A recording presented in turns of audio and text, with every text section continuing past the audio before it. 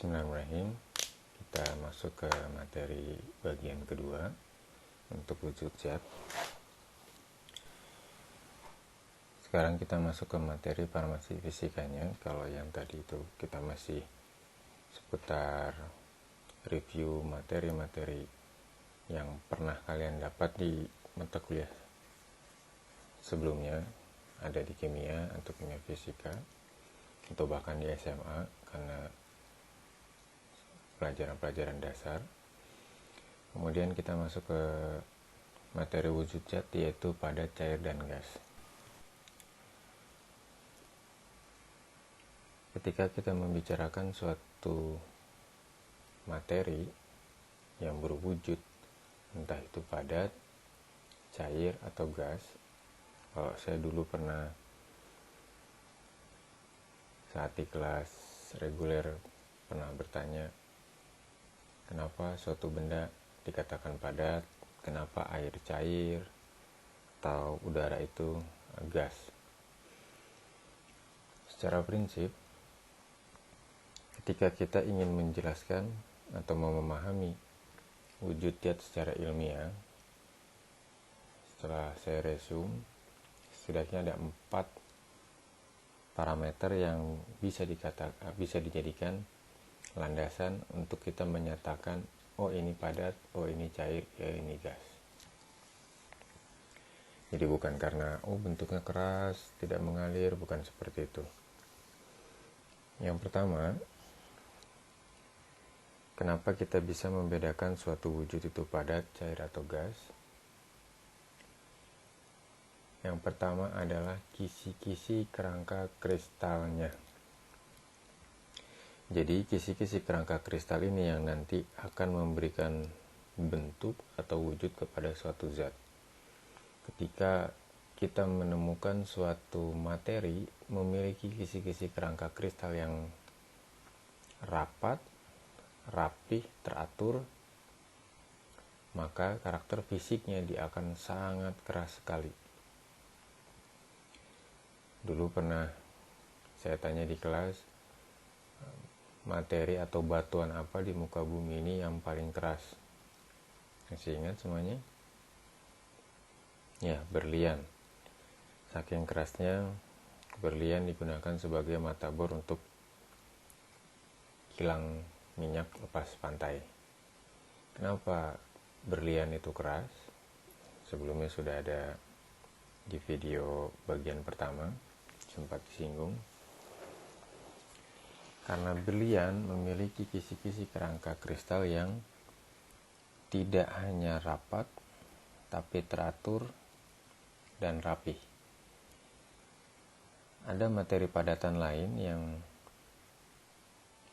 dia punya kerangka kisi-kisi kristal, tapi dia tidak rapat, hanya teratur saja, maka kekerasannya akan lebih rendah daripada materi padatan yang teratur. Jadi ketika kita merusak kerangka-kerangka kisi kristal tersebut, misalkan dengan penambahan panas, maka bayangkan kerangka-kerangka itu akan memuai karena ada energi yang diberikan, yaitu energi panas. Mereka akan bergerak, mengalami vibrasi. Karena proses panas tadi, semakin tinggi panasnya sampai titik tertentu tergantung suhu lebur dari padatan tersebut tercapai, dia akan berubah wujud menjadi cair. Kenapa berubah wujudnya?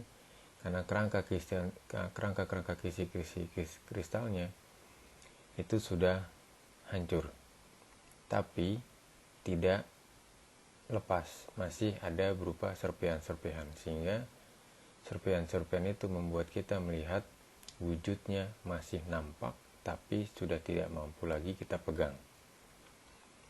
Dipanaskan lagi, kerangka-kerangka kisi kristal tersebut akan putus sama sekali, sehingga semua unsur yang ada di dalam materi tersebut tidak akan saling berpegangan.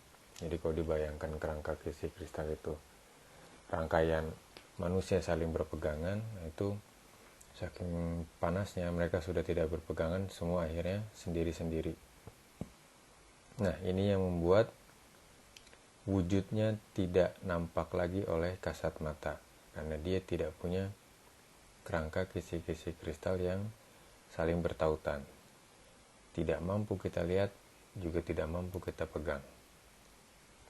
Nah, itu menjelaskan poin yang nomor 2 juga. Jadi kerapatan dan jarak itu akan mampu mempengaruhi wujud suatu materi. Semakin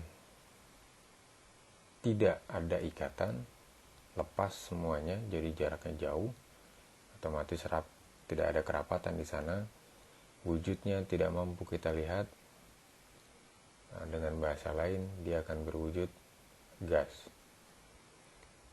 Ketika didinginkan, mulai terbentuk.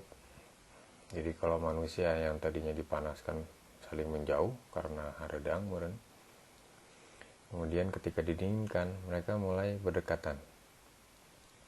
Mulai karena tadinya asalnya jauh-jauh, mereka mulai saling pegang, tapi semua, misalkan ada 100 orang di sana, belum semua merapat. Jadi baru 10 orang ngumpul di sini, 10 orang ngumpul di sana. Nah, tapi sudah mempunyai bentuk.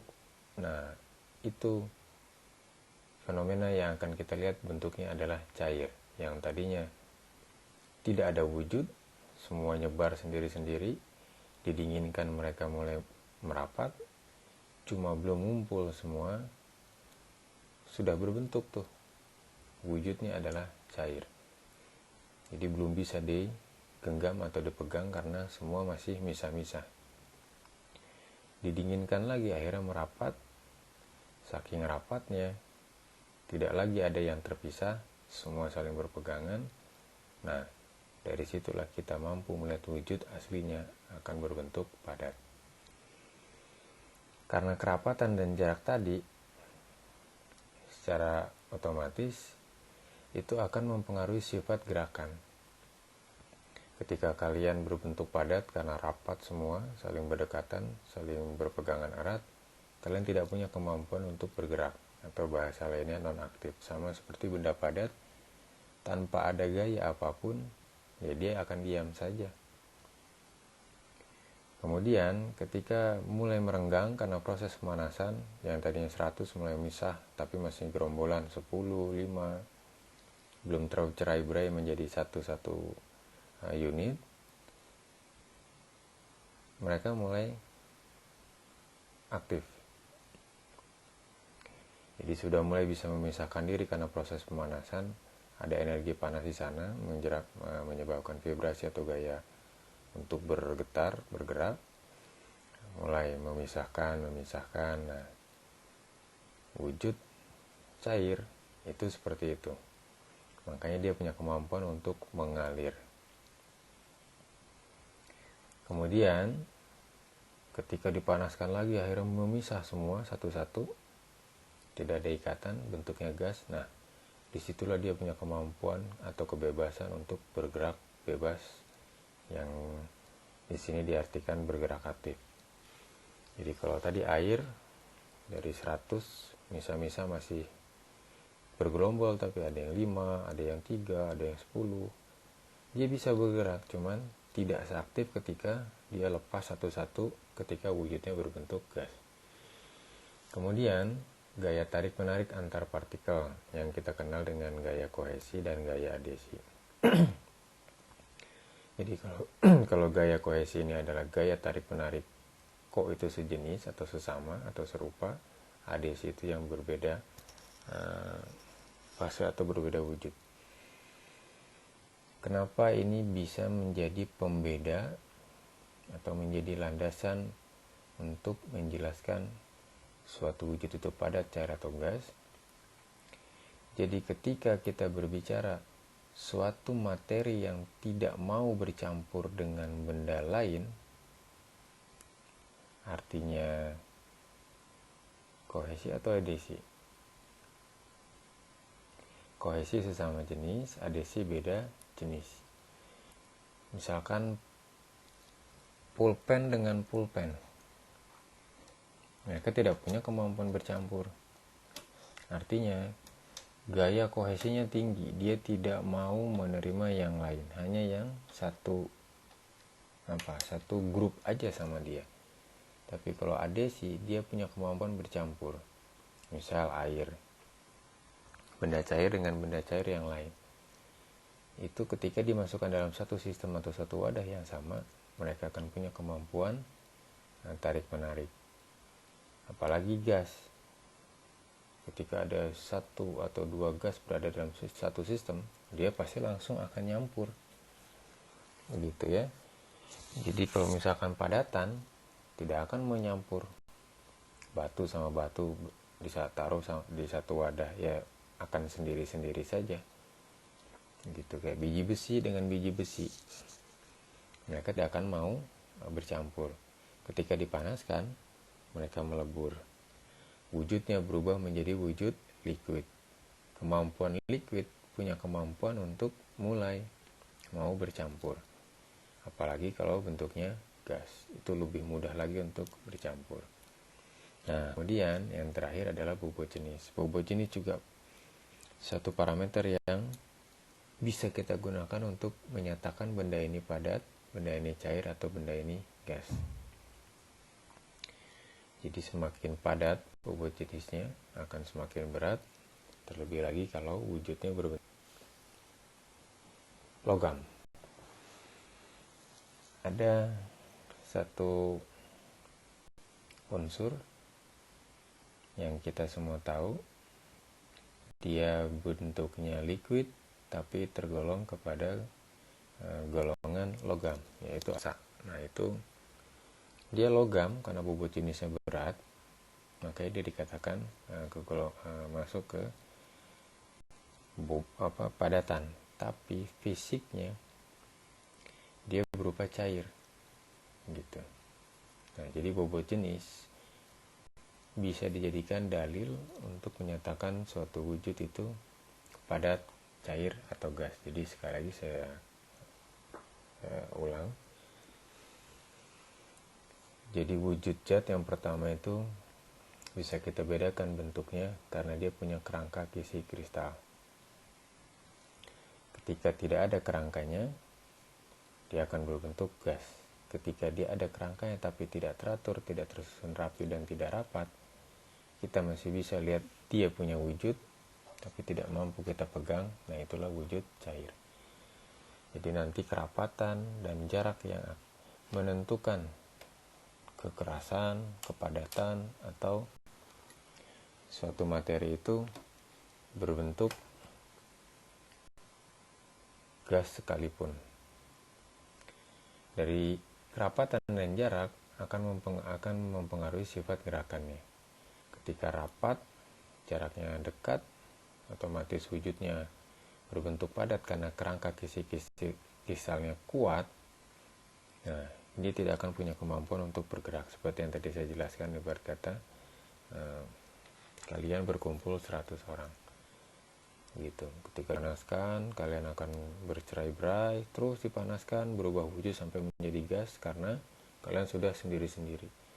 Didinginkan mulai merapat, kumpul 5, 10, ada yang 3, tapi belum berpadu padan menjadi satu. Nah, kita sudah bisa lihat bentuknya itu cair, cuma belum bisa dipegang. Sampai akhirnya didinginkan lagi, akhirnya semua merapat, jaraknya dekat. Nah, wujudnya akan berbentuk padat. Gaya tarik menarik yang tadi, semakin kepadat, semakin tinggi kohesinya, dia semakin tidak mau menerima orang lain. Kalau adesi itu dia tarik menarik beda jenis. Kemudian yang terakhir bobot jenis. Nah, bobot jenis ini bisa kita lihat banyak daftar-daftarnya yang bisa dilihat di YouTube, di Google, di buku textbook. Bobot jenis suatu materi semakin berat, otomatis dia akan semakin berwujud padat. Semakin gas, dia akan semakin ringan bobot jenisnya. Kemudian kinetika molekul zat. Jadi ketika suatu padatan wujudnya berbeda maka kinetika atau gaya gerak dari molekul tersebut juga pasti akan berbeda. Seperti yang disinggung sebelumnya, ini mirip atau sama dengan sifat gerakan. Jadi ketika kita membicarakan suatu padatan, dia tidak punya energi kinetik, atau bisa dikatakan energi kinetik molekul zatnya diam, statis, atau nol. Ketika kerangka kisi-kisi kristalnya sudah mulai hancur, tapi masih ada wujudnya, dia mulai punya kemampuan untuk bergerak. Kita sebut dengan liquid. Dia punya kemampuan untuk mengalir. Tapi tetap dia mengalir itu harus butuh gaya. Apakah ditumpahkan atau memang karena pengaruh gravitasi, yaitu dia turun ke bawah. Seperti perjalanan air yang dari sungai sampai ke laut. Nah, kemudian gas. Nah, kalau gas ini kinetika molekulnya sangat aktif atau energi kinetika sangat tinggi. Tanpa perlu ada energi apapun yang kita berikan, yang namanya gas, sifat alamiahnya adalah menekan ke segala arah. Itu menunjukkan dia punya kinetika yang tinggi. Nah, ini yang pernah kalian dapat dulu mungkin sebelum belajar Farfis di kuliah, di sekolah. Ada yang bentuknya segitiga atau ada yang begini, sama. Intinya adalah perubahan wujud dari padat, cair, dan gas. Itu ada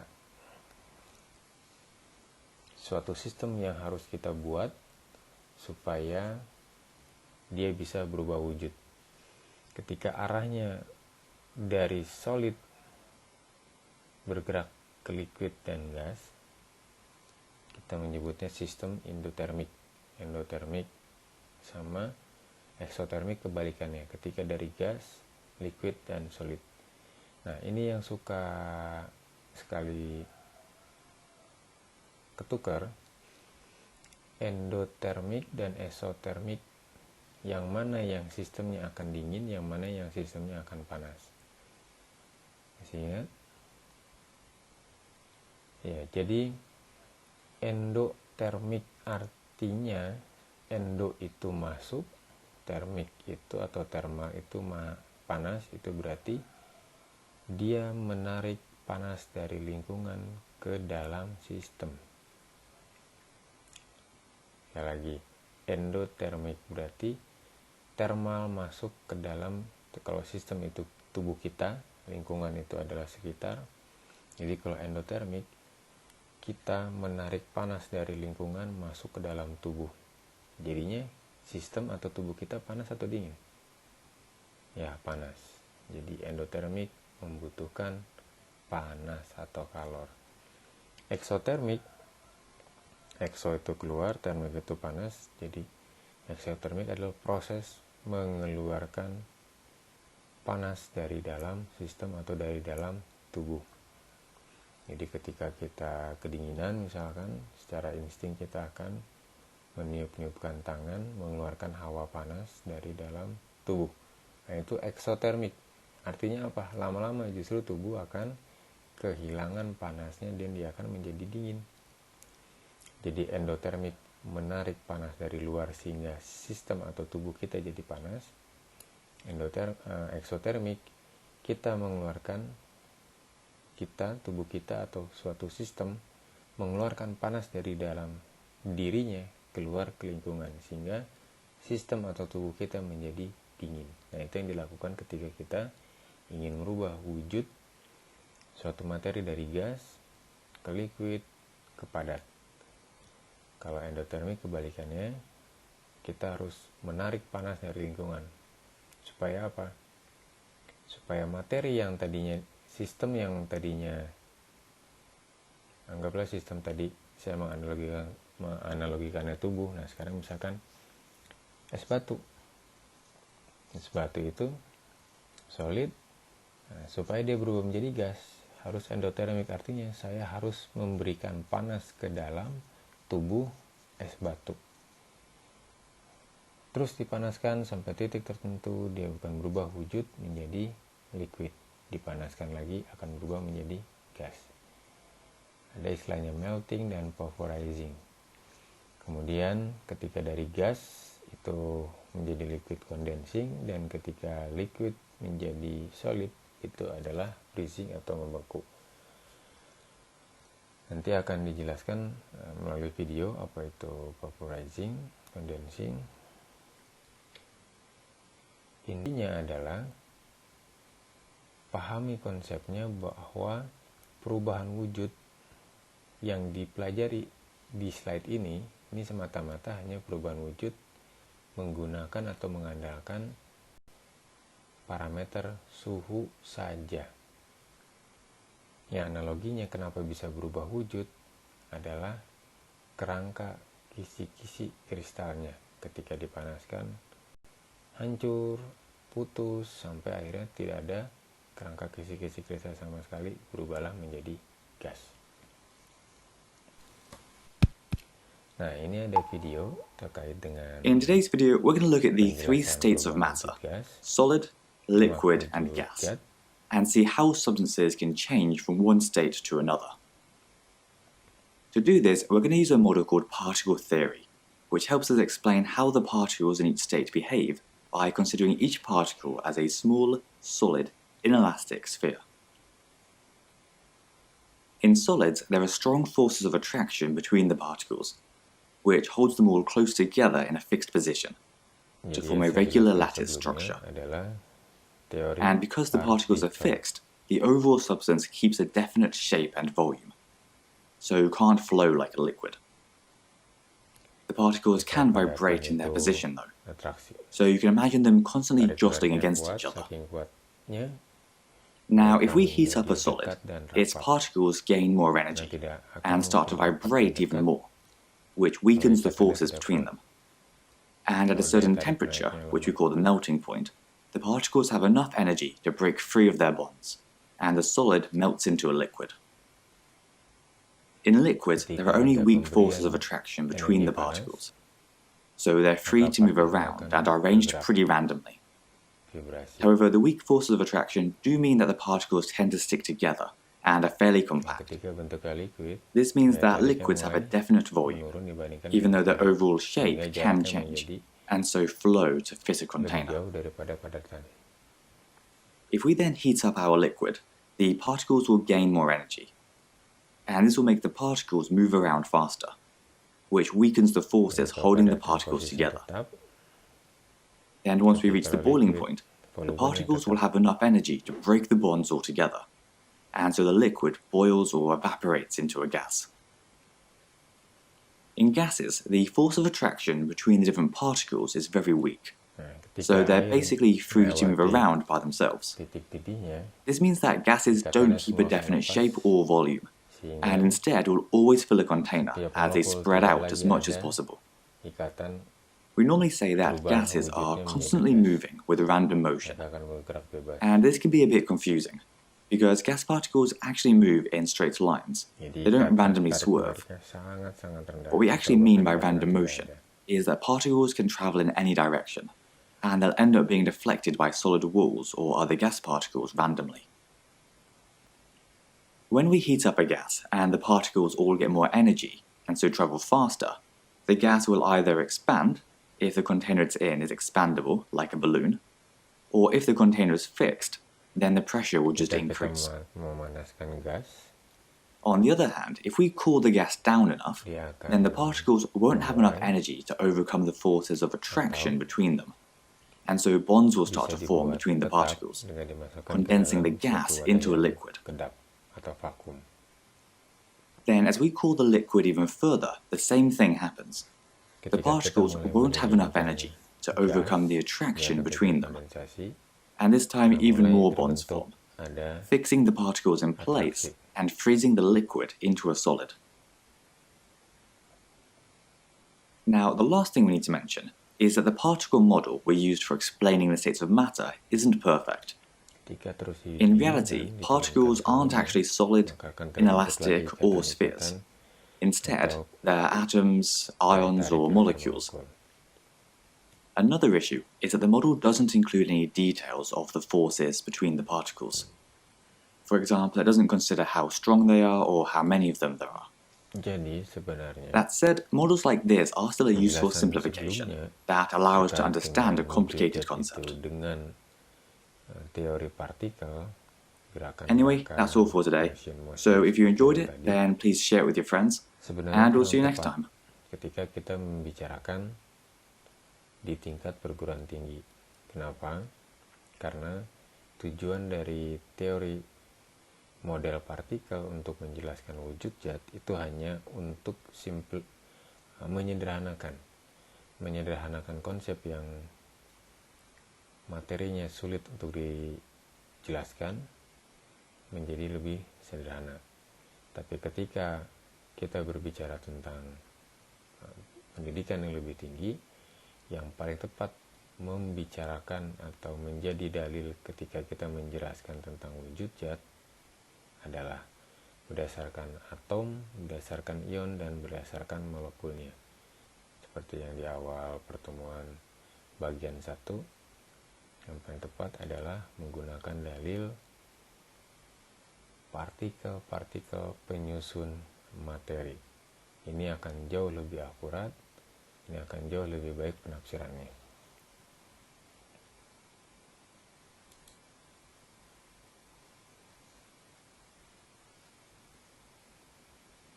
Jadi teori model tidak melibatkan seberapa kuat gaya antar partikel yang terjadi. Nah, digunakan hanya untuk penyederhanaan masalah yang materi yang kompleks.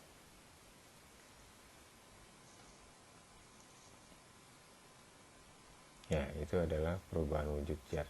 Jadi ada teori yang kita pakai, ada teori partikel itu untuk menyederhanakan konsep dari perubahan wujud zat yang rumit. Sementara untuk tingkat pendidikan tinggi, harusnya kita membahas wujud zat itu dari teori tentang partikel penyusunnya, yaitu atom, ion, dan molekul. Nah, baik, kita masuk ke materi terakhir, yaitu keseimbangan fase untuk pertemuan wujud zat.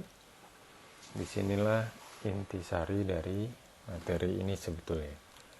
Jadi tujuan akhir dari pemberian materi ini, kalian mampu menggunakan kaidah diagram 3 fase untuk menjelaskan tentang perubahan wujud zat. Ya, baik. Nah, ini yang sangat penting, yang krusial dari materi ini adalah diagram 3 fase.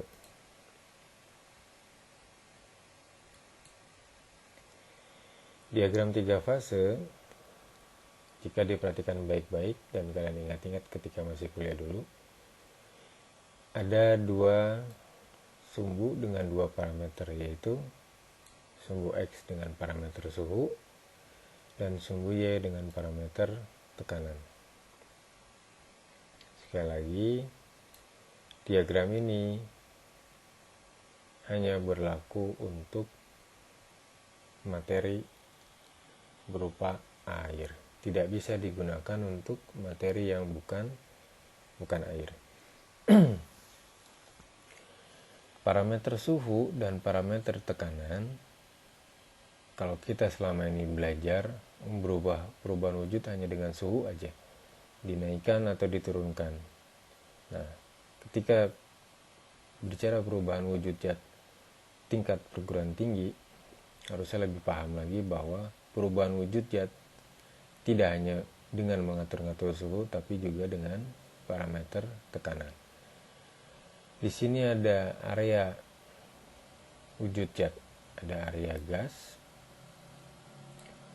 ada area cair, dan ada area padat, di mana setiap area ini dibatasi oleh pertemuan 2 kurva. Yang merah dari yang ini ya, yang merah ini adalah kurva tekanan uap membatasi antara area gas dengan cair. Kemudian ada kurva sublimasi, ini membatasi antara area gas dengan padat. Begitu pula dengan area cair dibatasi oleh dua kurva, yaitu kurva tekanan uap dan kurva titik leleh. Dan padatan dibatasi oleh dua kurva juga, kurva sublimasi dengan kurva titik leleh. Nah, sekarang kita coba berkenalan dengan data-data yang ada di sini. Saya pernah bilang, data jika diajak bicara, mereka akan memberikan informasi. Yang pertama adalah titik triple point. Kenapa dikatakan triple point? Karena di titik ini bertemunya 3 kurva. Jika kita mudahkan penyebutannya dengan pembulatan, anggap saja ini adalah suhu 0 derajat. Hanya lebih detail saja. Tapi untuk pembahasan selanjutnya, anggaplah ini suhu 0 derajat. Jadi titik triple point terjadi ketika suhunya di suhu 0 derajat dan ketika kita mengatur tekanannya berada di 4,58 mm Hg. Ketika dua parameter ini kita dapat buat sistemnya, jadi kalau misalkan kita membuat suatu sistem ini menggunakan chamber atau ruangan, kita mampu menahan suhunya di 0 derajat dan mampu membuat tekanan di suhu itu 4,58 mm Hg. Jangan lupa, 1 atmosfer itu adalah 76 cm Hg.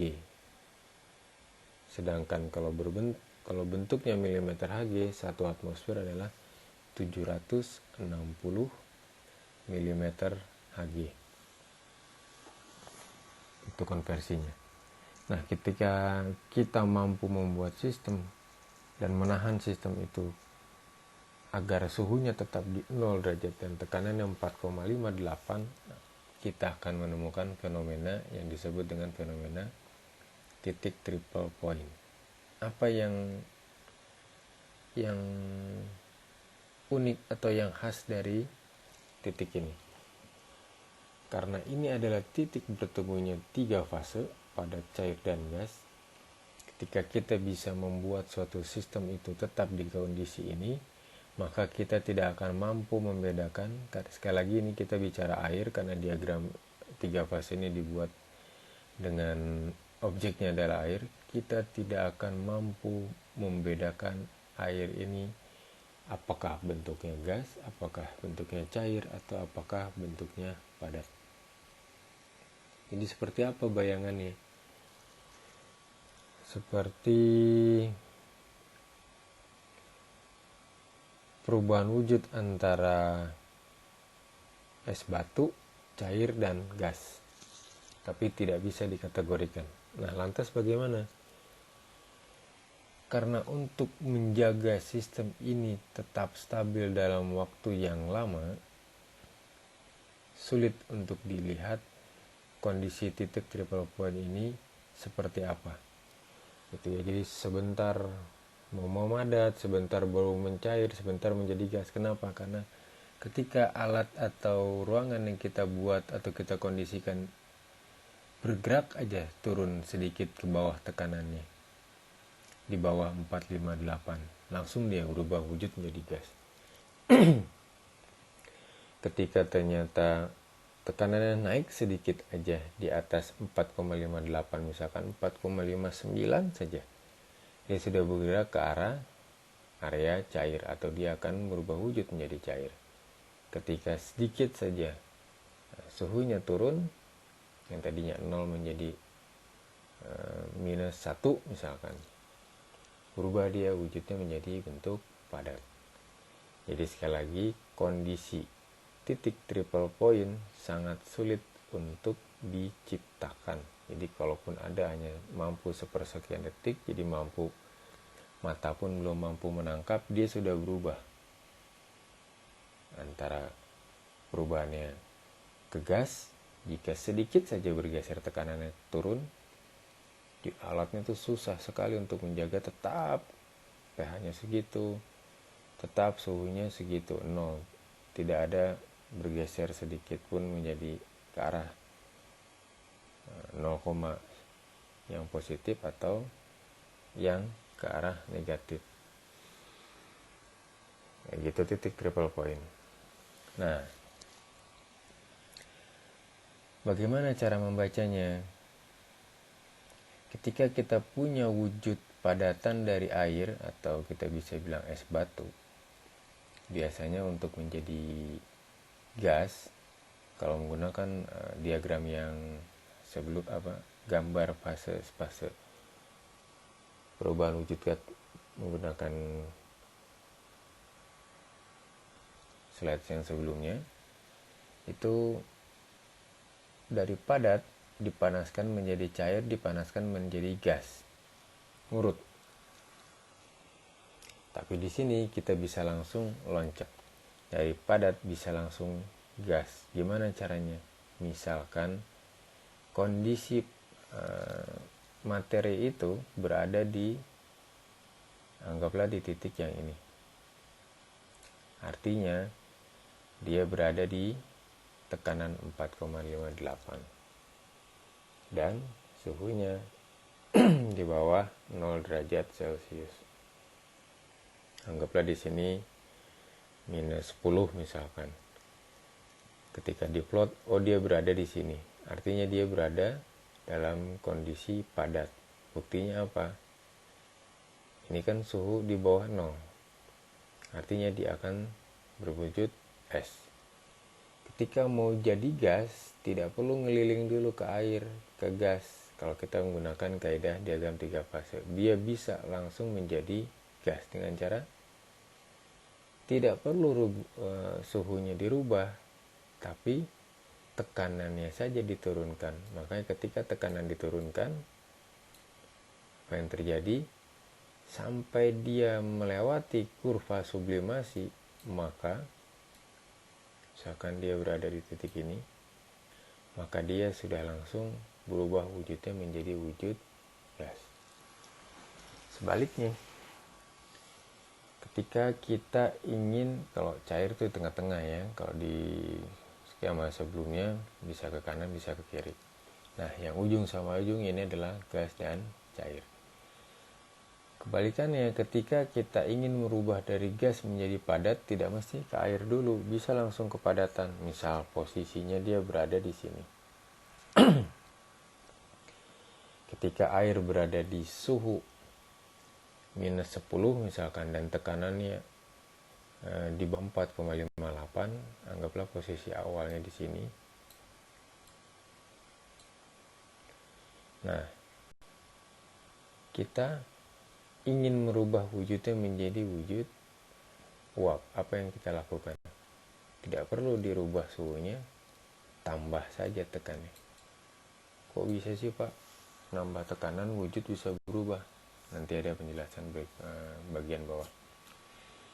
Begitu cara membaca diagram 3 fase. Jadi ketika cair mau jadi gas, tentukan plot titik awalnya di mana. Misalkan titik awalnya dari sini, mau jadi gas, berarti yang dilakukan tinggal menurunkan saja tekanan. Meskipun suhunya tidak kita rubah, zat cair akan mampu berubah wujud menjadi gas. Dari cair ke padat pun sama. Anggaplah posisinya ada di sini, artinya dia berada di suhu 0 derajat Celcius. Harusnya di titik sini ke atas, ini titik ini ke atas kan berarti titik di mana wujud air itu adalah padatan. Atau tidak perlu di 0, lebih ekstrim lagi, misalkan di sini minus 5 misalkan. Ketika berada di titik, ketika suatu zat cair, dalam hal ini air, berada di suhu anggaplah suhu 5 derajat Celcius harusnya sudah berbentuk es batu. Tapi kalau tekanannya di atas 4,58, dia tidak akan berbentuk es batu, tapi dia akan tetap berbentuk cair. Sehingga kalau dia mau merubah wujud dari cair menjadi padat ke arah kiri, berarti tinggal turunkan saja suhunya. Kalau tidak diinginkan tekanannya berubah atau diganti. Nah, itu yang menjadi prinsip dari kaidah diagram 3 fase. Ini yang nanti aplikasinya bisa digunakan dalam kehidupan sehari-hari ataupun dunia medis ataupun dunia farmasi. Ya, baik. Supaya pemahaman yang lebih dalam lagi, supaya lebih mudah untuk mencerna, apakah betul diagram 3 fase itu bisa digunakan kaidahnya untuk kehidupan sehari-hari ataupun dunia medis dan dunia farmasi. Ini adalah panci Presto, atau kalau bahasa Inggrisnya pressure stop. Jadi panci bertekanan sebenarnya. Nah, Indonesia menyingkatnya menjadi Presto, padahal itu adalah pressure.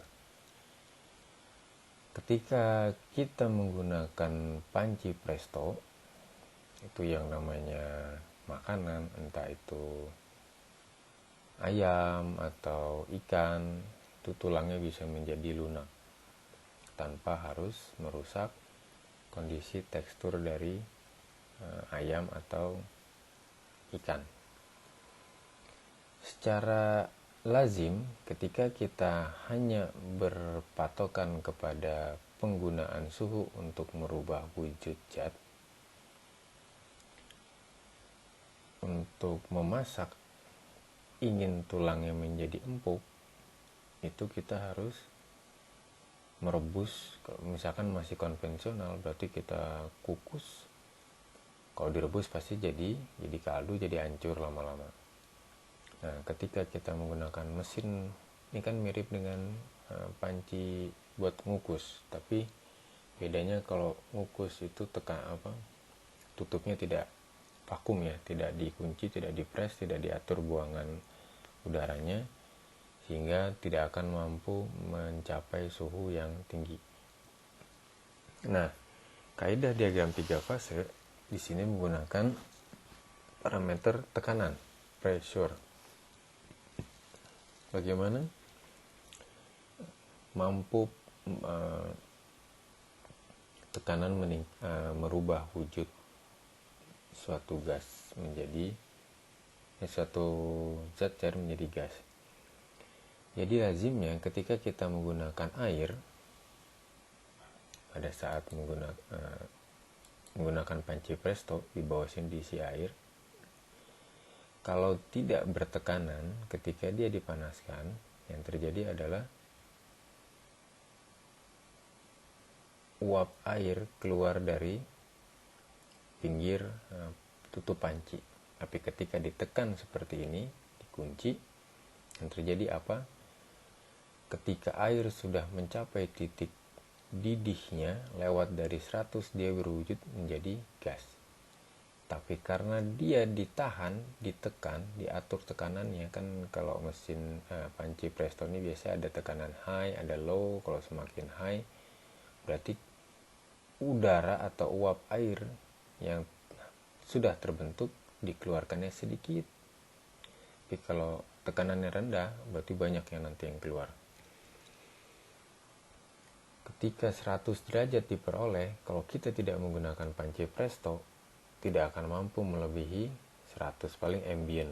Ambient itu naik turun. Paling naik 100, tapi karena sifat udara menekan ke segala arah, dia akan keluar lewat sela-sela tutup panci yang tidak dikunci. Tapi ketika menggunakan ini, yang terjadi adalah air semua berubah menjadi uap. Ketika sudah menjadi uap, karena tidak diperkenankan dia keluar dengan mudah, yang terjadi uap air yang suhunya di atas 100 derajat, jadi kalau panci presto tuh bisa sampai 120-130, yang terjadi uap air yang tertahan karena dia punya energi kinetik, karena sudah berbentuk gas tadi yang kita pelajari sebelumnya, dia punya energi atau punya gerakan yang cepat, tabrak sana tabrak sini karena sudah tidak ada ikatan apa-apa sama sekali. Nah, ketika dia menabrak vibrasi, menabrak panci, dalam panci, makanan segala macam, nah itu yang membuat makanan menjadi empuk. Apalagi satu lagi, ketika air di bawah yang sebagai perantara panas sudah terbentuk menjadi uap, karena dia ditahan, akhirnya dia tidak mampu keluar, akhirnya dia mau bentur lagi ke bagian dalam. Yang dia tabrak tidak hanya makanan tapi juga air yang masih dalam wujud aslinya, yang di bawah kerang-kerang ini. Nah, akhirnya air yang masih berubah wujud aslinya semakin cepat untuk berubah wujud. Jadi dari bawah ada api, ditambah lagi dipanaskan dari uap air yang tidak diperkenankan untuk keluar. Alhasil di sini akan menghasilkan uap air semua. Tidak ada lagi wujud air yang berbentuk cair. Karena apa? Karena uap air yang punya suhu tinggi di atas 120 derajat tidak diperkenankan keluar, melainkan hanya sedikit diatur keluarnya. Kemudian dia menabrak ke segala arah sampai akhirnya menabrak juga air yang masih wujud aslinya. Sehingga proses perubahan air yang masih berbentuk aslinya menjadi lebih cepat berubah menjadi uap, sehingga nanti di sini isinya uap. Makanya panci presto akan punya kemampuan menghasilkan suhu di atas 120 derajat Celcius, di mana kita tidak akan mampu mendapatkan suhu tersebut ketika menggunakan panci rumah biasa yang tidak bertekanan.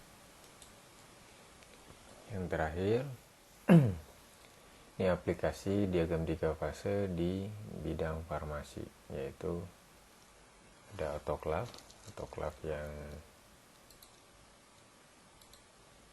bagian kanan, dan ada mesin suling untuk menyuling minyak katsiri. Ini sekilas seperti yang biasa saja, hanya proses pemanasan, tapi prinsipnya keduanya sama, yaitu menggunakan kaidah diagram 3 fase. Karena untuk autoclave diatur tekanannya. Jadi media air yang digunakan sebagai perantara panas itu tidak diperkenankan keluar sama sekali. Beda kalau panci presto masih ada buangan, ini benar-benar kedap.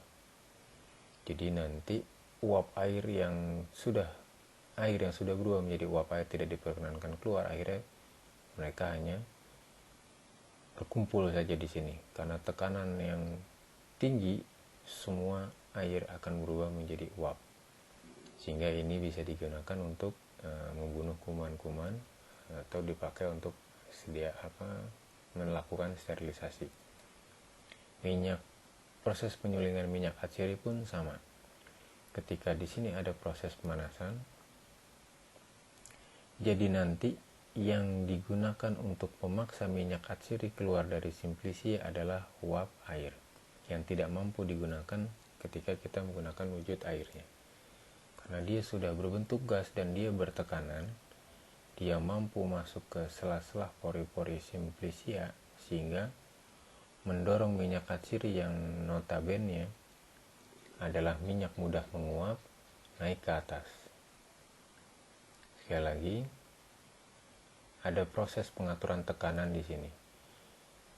Kalau tekanannya tinggi, otomatis nanti yang keluar biasanya minyak katsirnya akan lebih gelap, lebih gosong. Karena tekanan tinggi, otomatis suhu yang dihasilkan akan lebih tinggi. Ketika kita ingin menghasilkan minyak katsiri yang warnanya lebih jernih, tidak pekat, kita atur kompresi atau tekanannya menjadi lebih rendah. Namun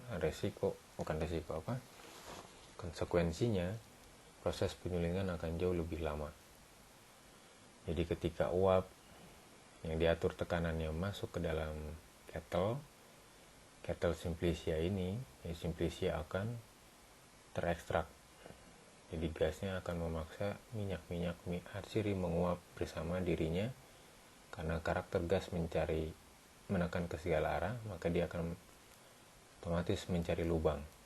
Pada saat dia ingin melepaskan diri, pada saat itu pula dia membawa minyak atsiri keluar dari Simplicia, dari pori-pori Simplicia. Karena sifat gas itu menguap, menekan ke segala arah, dia akan memasuki lubang ini. Nah, di sini supaya minyak atsiri tidak terus menguap, dilakukan proses kondensasi atau ini kondensor. Proses pendinginan. Di sini ada air atau pendingin balik nanti kalau kalian sudah mulai praktikum ekstraksi. Dengan ada air di sini, suhu menjadi turun. Yang tadi suhu uap tinggi, dia menjadi rendah dari gas. Ketika didinginkan berubah menjadi bentuk air, bentuk cair. Jadi akhirnya yang tertampung di sini adalah bentuk minyak, tidak lagi berbentuk gas. Kalau tidak didinginkan di sini, yang terjadi minyak atsiri akan terus menguap bersama dengan uap air yang dihasilkan dari kettle. Ya, begitu kurang lebih untuk materi wujud zat. Jadi yang penting kalian harus pahami adalah partikel dasar penyusun materi. Itu ada atom, ada ion, ada molekul, yang kemudian mereka punya kemampuan untuk berinteraksi, yaitu gaya tarik-menarik ikatan kimia. Mereka punya kemampuan tarik-menarik karena ada karakter khusus yang terjadi, yaitu adalah mencari kesetimbangan untuk mencari 8.